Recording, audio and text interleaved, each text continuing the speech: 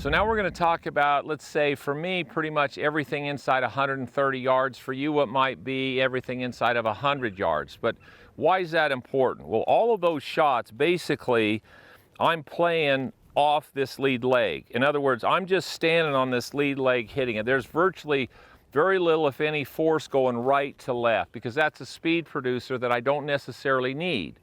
So I'm trying to control how fast the club goes, where it bottoms out, and I want to be very precise with the distance it goes. So anytime you add a speed producer, which force going right to left is a speed producer, that's something else you have to time. You don't necessarily need it here.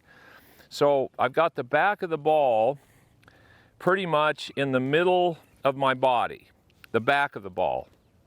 So when I make a normal swing here, what's going to happen is the club is going to tend to bottom out a little forward of middle. So if I'm standing on my left foot here and the ball's about in the middle of my body, when I make a swing, what's going to happen is the club's going to descend, hit the ball, and it's going to bottom out in front of the ball. So you see what happened there. So I caught the ball off the tee and the club hit the ground in front of the ball.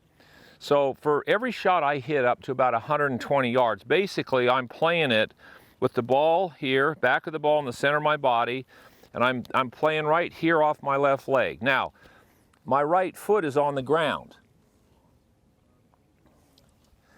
But my right foot is on the ground more for just, instead of being here, it's on the ground, it's more for stability than it is anything else. So I'm not trying to use this to create force of any kind. It's more balance and stability. So the ball's center of my body. I set this foot down. Now I'm basically again playing off my left foot. The back of the ball's in the center of my body. So when I let the club drop, where did it hit? Well, it bottomed out in front of the tee, which that's what we want to have happen. So this club, a wedge, your weight's predominantly on your lead side. The back of the ball is about center. That makes your swing bottom out slightly in front of the ball. Now when you practice, one good thing to do is to get set up and make some swings and watch where your swing bottoms out from that setup. That's also a very good way to find out where your ball position needs to be, because there are variations in ball position. You see some tour players, they put every time a ball's on the ground, it's kind of in the middle of their body, the back of the ball. You see others that play it up forward, some a little back. We're going to alter a couple of things here as we set up. The setup will change it. But you kind of have to find your ball position and be consistent with it, because if the ball position moves, if I make the exact same swing and the ball moves 1 or 2 inches one way or the other, the contact is totally different.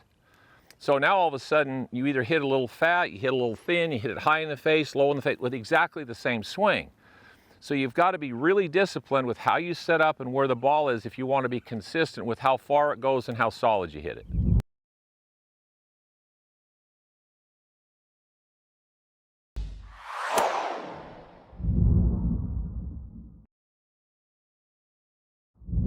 So now we're going to be talking about how the ball sits in the sand, the different lies, and how you use the club face. So right here I've got a ball that sits on top of the sand, one where the ball's half buried and one where the ball's buried. So what are we trying to do? Okay, when the ball sits on top of the sand, like this, what we're trying to do is we want the club to hit and get sand, but we don't want the club to dig much. So you want it to hit and skid.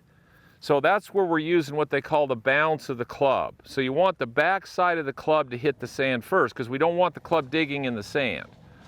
So to be able to do that, when we set up, we're going to open the club face more. So the more I open the club face, what happens is it uses more of this back part of the club. The tour players actually also lean the shaft backwards. So when they run the club into the ball, the shaft isn't leaning forward, it's actually tipped backwards a little bit, which exposes more of the bounce. So when the ball's sitting on top of the sand, you want it coming into the sand shallow, you want it to hit and skid, you don't want it to dig. So this first lie here, I've got the ball sitting on top of the sand. So I'm going to open the face. So now when the club hits the sand, it's going to hit and slide, it's not going to dig down in the sand. and it hits the ball. I didn't take a whole lot of sand. Now, this next ball, this one, if I took this ball, half the ball is below the surface of the sand. When the ball gets like that, you got to be careful about opening the face. Why? Well, because the club's not going to dig.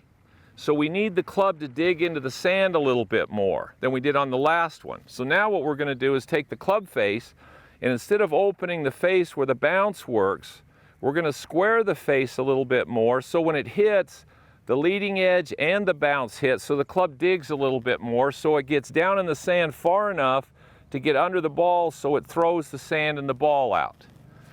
So now we're going to square the club face and do the same thing.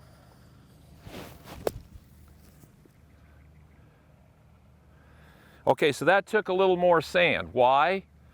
Because I squared the club face, same angle of approach, everything was the same. The club reacted differently. Okay, now the ball's buried. Everybody, this is the shot people are afraid of. So now the whole ball is below the sand. So that club's got to get way down into the sand. You don't have to hit really down on it. What you do is you take the club face and you close the face. Now when the toe hits, what's going to happen is when the toe hits the sand, it's going to dig down into the sand. And it'll dig down, and then as it digs down, this part will start to go under and it'll lift the ball out. Now, again, when we close the face, people are afraid, well, the ball's going to go over here. Well, when I close the face, when I hit the sand, watch where the sand goes. See where the sand's going. Now, when I hit this shot with that face closed, everybody thinks I got to hit this really hard. Well, I've got one hand. The ball still came out of the bunker with just one hand not swinging very hard. Now if I bury it and I put two hands and I stick the toe in, see how deep that dig was? Well, it had to get down under the ball. So now I toe the club in. That ball came out so easy, it's incredible. I didn't have to swing very hard. So when we look at lies, when the ball's on top of the sand, you want the face more open and even leaning the shaft backwards a little bit so the bounce works. When the ball starts to go below the sand, half of it, you square the face. When the ball disappears below the sand, you close the face. Now all it takes is a little bit of practice, and you start to feel how the club works with the sand. I used to spend hours in bunkers with no ball. I just sit there and set the club face in different positions and just feel with a different position what happened to the sand. Now you'll hear them on TV talk about, boy, they thumped the sand. There is a sound in a bunker shot when it's sitting on top of the sand, when they hit it correctly, where the back of the club hits and the club makes it's kind of a thud. And what it is it's the club skipping off the sand rather than digging down into the sand. So it definitely has a sound when you hit a good bunker shot, especially when the ball's sitting on top of the sand. So we've got those three lies, three different club face positions. The face makes the club work different in the sand to get the sand from under the ball and throw the sand out of the bunker.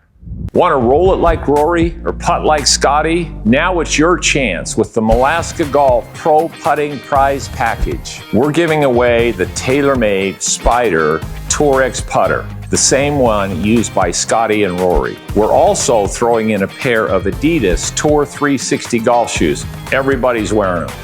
And we didn't stop there. We're also giving away the Hyper Ice Venom 2 back wrap, which is critical for your performance and your recovery. If you put all that together, it's worth way over $800 of high-level pro golf gear. So sign up now. The deal ends July 31st. Don't miss it.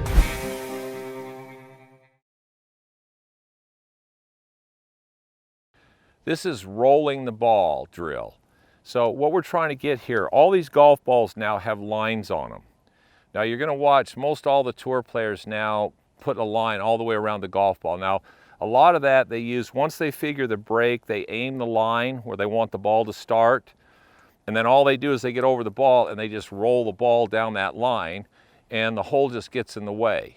So it's a good thing for alignment. They also are looking at their strokes when they're playing, because if that ball's wobbling at all, What that means is you're not center face hit on the right path. So what happens is the face is open or closed, or your path is cutting across the ball, the line wobbles. If the line wobbles, then whatever force is in the putter head isn't getting into the ball, so you lose control of distance. So when somebody asks me about this putt, they say, how's it going to break? If there is break in it, my first question is, how fast is the ball going to be going when it gets to the hole? Now, if they say, well, I'm not quite sure, then I'll have to say, I'm not sure how it's going to break, because break is based on speed. Speed is based on controlling what pace is in the putter head, getting it into the ball. So now I've got this ball with a line on it. Now this first one, the line's not aimed at the hole, because here's what you want to practice. You get set up with the line. All you're trying to do is make a stroke and make the line roll. Now that wasn't bad, but it wobbled just a little bit. Now that much wobble on a 12-foot putt, if you're on a perfect green with the perfect speed, that much wobble, the ball will come up 6 to 8 inches short of 12 feet compared to one that rolled perfectly. So you go, well, that's not that bad. Well, yeah, but it still made the speed a little different. Okay, so now I've got this aimed pretty much at the hole. So what's my focus? Well, aim the putter, set up, roll the line. Okay, now the line rolled perfectly, so did I hit a good putt or a bad putt? Well, first let's ask speed. Is that the speed I wanted it to go? That's pretty much the speed I putt at. So what happened? I misread the putt, but I hit a perfect putt. I made that putt. Just because the ball didn't go in, that's not how good putters judge their putting. It's about how solid they hit it, does the line roll, and is their speed good? If they're doing that, whether the ball goes in the hole or not is not that relevant. Okay, now, again, we've got another one here. So all I'm trying to practice here, aim the line, roll the line. Aim the line, roll the line. If you can't do this with a putter and control the path, hit it solid, and make the line roll, you're going to struggle with a full swing, because this is all face control. All right, so we got the same thing here. Got the line aimed, set up. What am I going to do? I'm just going to roll the line. So was that a good or a bad putt? It's perfect. Perfect speed. Look where those two balls are. That line rolled perfectly. So in my mind, I made that putt. So the other thing, when it comes to putting, good putters don't necessarily judge whether the ball goes in or not. See, those two putts I made. The fact that they didn't go in, not relevant. So now I've got another one here. I got the line, a little bit different break. So I've aimed this one a little different. This is kind of in the middle of those two. Set it up, roll the line. What happened? Speed was a little off. So the ball didn't quite break the way it should have. Still hit a good putt. So again, every one of those putts I hit, relative to what I'm working on, aim the line, roll the line, were perfect. That's what you got to work on. You have to figure out how to set that line and roll that line every time. Now again, that's also helping you to understand how to control the path and the face. Now, if you're making a little teeny stroke here like this, and you're having trouble controlling the path and the face to make that ball go fairly straight, I'm not quite sure you should be upset at yourself if you're struggling making a full swing, because that's a lot more complex. So putting, learning to roll the line on the ball is critical. I spend a lot of time, just take a ball, aim the line, set up, roll the line. And then I walk up to that, set the line perfect again, roll the line again. Let that one roll out, walk up, aim the line, roll the line. So I just go around the putting green, aim the line, roll the line, aim the line, roll the line, aim the line, roll the line. That's what everybody who's any good does. So then they get on the golf course, they pick the reed, they aim the line, step up, roll the ball the right speed with the line rolling. That's all they're doing. Hi, I'm Mike Malaska. Go to malaskagolf.com to take a look at the M system. This is the most important part of the site because it's a process. It goes skill number one, task number one, and it takes you through the golf swing rather than randomly being out there trying to put it together, which virtually hardly anybody figures that one out. So make sure you go to malaskagolf.com, sign up so you can see how to really build your game the right way so you don't ever lose it again.